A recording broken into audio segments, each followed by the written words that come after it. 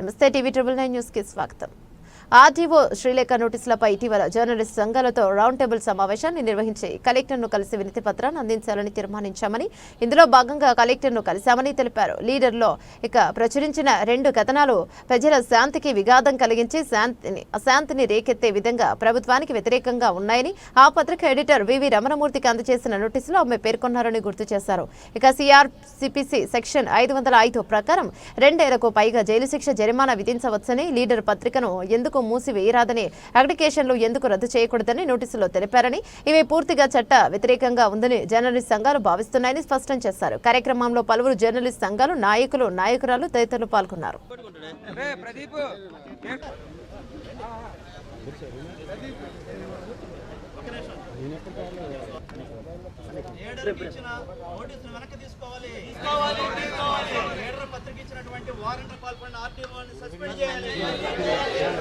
అధికార దుర్వినియోగానికి పాల్పడ్డ ఆర్టీఓపై చర్యలు తీసుకోవాలి. పోరాడదాం మీడియా స్వేచ్ఛ కోసం, పత్రికా స్వేచ్ఛ కోసం.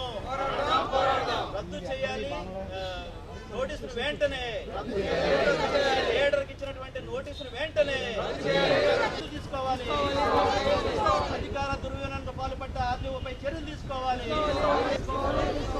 అధికార దుర్వినియోగానికి పాల్పడ్డ ఆర్టీఓపై చర్యలు తీసుకోవాలి.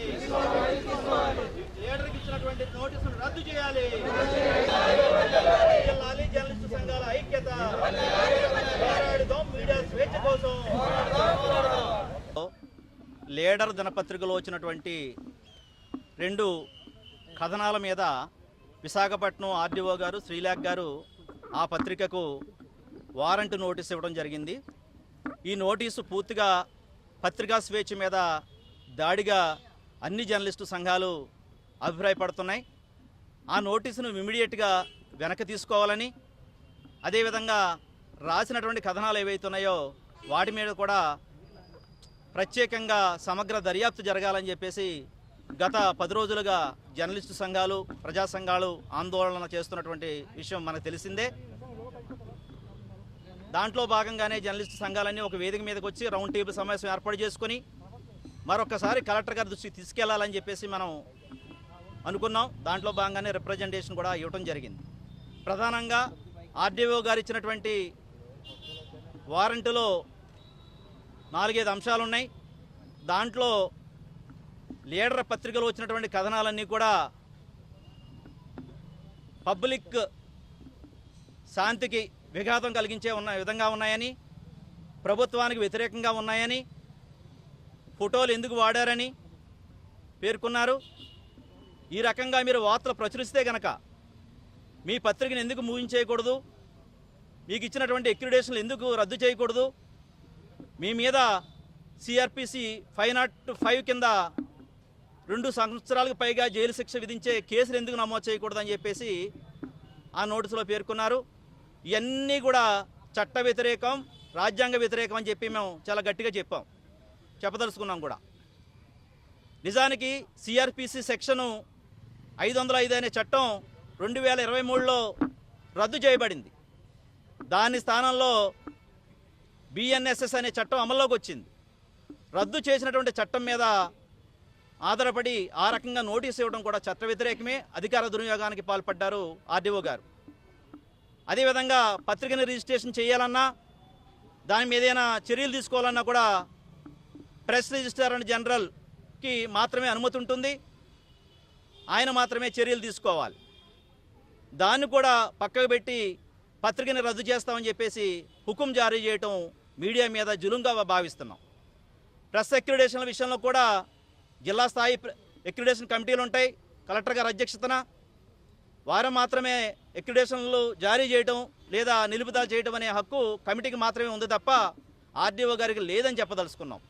ఇన్ని అధికార దుర్వినియోగానికి పాల్పడినటువంటి ఆర్డీఓ గారిని సస్పెండ్ చేయాలని, ఆమె మీద చర్యలు తీసుకోవాలని చెప్పి మనం కలెక్టర్ గారిని దృష్టికి తీసుకెళ్ళడం జరిగింది. అదేవిధంగా ఇచ్చినటువంటి నోటీస్ ఏదైతే ఉందో వారెంట్ రూపంలో దాన్ని తక్షణం రద్దు చేయాలని చెప్పి మనం కలెక్టర్ గారిని అడగడం జరిగింది. వారు సానుకూలంగా స్పందించారు. దీని మీద మేము చర్యలు తీసుకోబోతున్నాం అనే విషయాన్ని కూడా ఆయన చెప్పడం జరిగింది. వారికి కూడా ధన్యవాదాలు తెలుపుతున్నాం. ఇచ్చినటువంటి హామీ మేరకు ఎంత త్వరగా అవకాశం ఉంటే అంత త్వరగా చర్యలు తీసుకోవాలని చెప్పేసి కలెక్టర్ గారిని కూడా కోరడం జరిగింది. ఇదే విషయం మీద నాని గారు ఒక్క నిమిషం మాట్లాడారు. ఈరోజు చూసుకుంటే మీడియా విపత్కర పరిస్థితుల్లో ఉందని చెప్పాలి.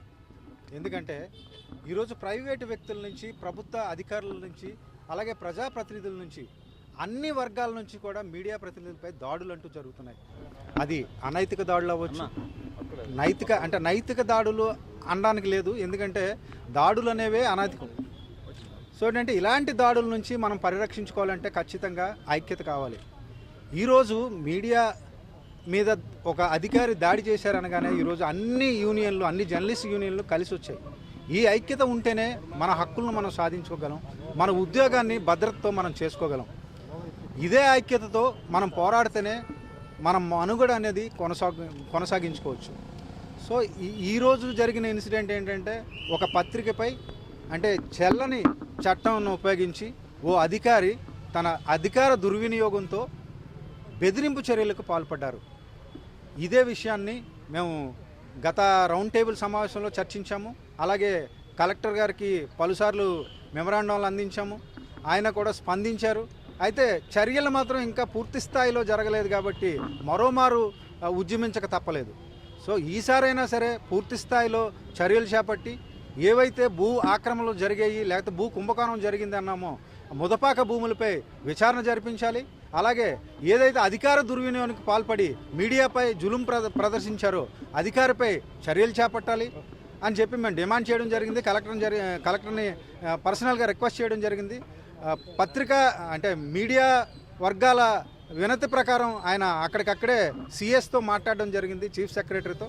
ఆయన మాట్లాడిన తర్వాత త్వరలోనే చర్యలు చేపడతామని హామీ ఇవ్వడం జరిగింది. సో ఆ హామీని నెరవేర్చుకొని ఖచ్చితంగా మీడియాపై అధికార జూలుం ప్రదర్శించిన అధికారిపై చర్యలు చేపట్టాలని చెప్పి అన్ని జర్నలిస్టు వర్గాల తరఫున మరోసారి డిమాండ్ చేస్తున్నాం.